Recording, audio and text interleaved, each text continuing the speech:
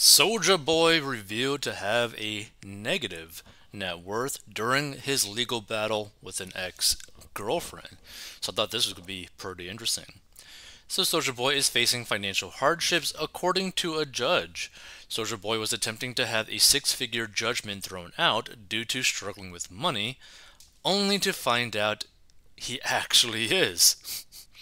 According to RadarOnline.com, Soulja Boy's argument was not convincing and he is still on the hook to pay his ex-girlfriend, Kayla Myers, for an alleged assault.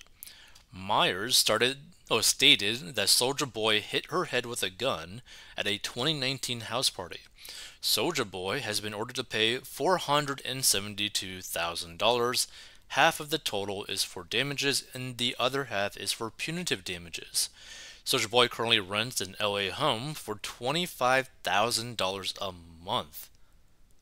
What? Like, this is the thing that I've never understood why rappers do this, right? It's like, why are you spending 25 grand a month to rent a place? Like, you are literally just lighting that money on fire. It is like the dumbest thing to do. I've never understood this at all, right? Because like when you think about it, within like less than a year, you could buy a house in cash. Every year, you could buy houses in cash, right? Depending on what his income is. It's like, come on. It's like, this is so insane to me. In addition, he has a car collection that has a worth around $600,000 when he purchased them and $18,000 in jewelry. And the rapper does not own any property. Wow. That's crazy. So Soulja Boy currently makes $10,000 to $50,000 a show, but a $1 million tax debt counters that. That's insane. And by the way, like, I am shocked he's not like getting hounded by the IRS to potentially get him tossed into prison for that. So after analyzing the details, a judge noted the rapper's net worth is negative, but still awarded Myers her payment. While it is not clear the defendant could just snap his fingers and book as many shows as he would like, neither is it clear that he cannot work at all. It might not be the work he wants, and he might not be headlining, but the court has no reason to believe that he cannot perform at all, the judge said. The judge also suggested the rapper moves to a more modest home around $10,000 a month. Yo, $10K a month for housing still ain't reasonable. Still ain't modest. Like, like anywhere other than like California and like New York, $10,000 a month to spend specifically on housing, like say you were to get like a mortgage that would cost like 10 grand a month, you're getting like a mansion, right? A mansion with a lot of land in most of the country. Like, to me, that is just so crazy. Like, regardless of how much money I make now versus the future, to spend this type of money on just like straight up housing sounds utterly insane to me. Even though like it'd be nice to have like a mega mansion or something like that, that'd be cool. But uh, it's just so much money to spend. Like, again, so he was spending 25K, right, a month for rent. So let's just factor that in. So 12 months time, $25,000 equals $300,000 a year that he was just spending on rent. Nothing else. And he has no property at all. And I doubt he has stocks. I doubt he has really money sitting anywhere, right? So it's like he must have just been basically burning through all of his money. And I think he was one of the youngest rappers to make like millions of dollars too. So he literally just lost all of his money. Like, like he's dirt poor. And in fact, he's technically poorer than dirt because of his negative net worth. Crazy. So DeAndre Cortez Way, publicly known as Soulja Boy, has been an influential figure in the music industry for over a decade, from his breakout hit Crank That Soulja Boy to his entrepreneurial ventures, and he has left a mark on the hip hop industry.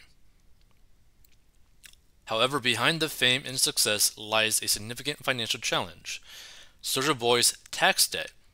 So in recent years, Soulja Boy has faced legal and financial battles, with one of the most pressing issues being his tax debt. According to reports, the artist owed a substantial sum to the IRS due to unpaid taxes.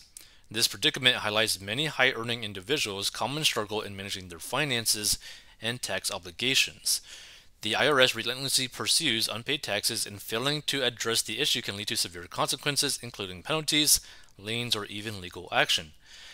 Managing such financial obligations becomes crucial for an artist who has enjoyed significant commercial success.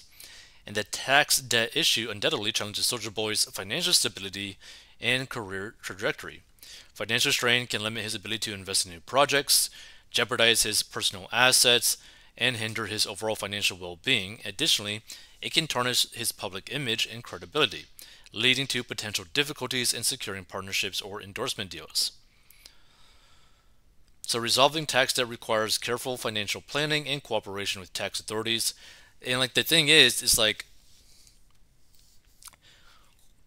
the way for Soulja Boy to actually get out of this situation is to, one, hire an extremely good tax lawyer, because he could probably get him to either do like very low payments to make it a little bit easier on him, or lessen the amount of taxes that he actually has to pay, which could help him greatly. If he's able to drop the amount to like half it, it would be a lot easier for him. But the thing is like, it doesn't really matter if they even do that, because the guy is still spending so much money per month. The guy doesn't like manage his finances well at all, obviously. So he's just going to basically be put into a similar situation like a few years down the line, right? So like, unless he's willing to change his habits, it's just not going to work out for him. And like, what other people need to know and like basically learn from this is like, if you're someone who owes the IRS tax money, that should be like your main focus. Like, if it's a lot of money that you owe, hire a tax lawyer to help you out. And I'm talking like, let's say it's like 40K plus, I would hire a tax lawyer to like help you out professionally, because that is going to be super hard to deal with, and you might be able to lessen the amount of taxes that you actually got to pay.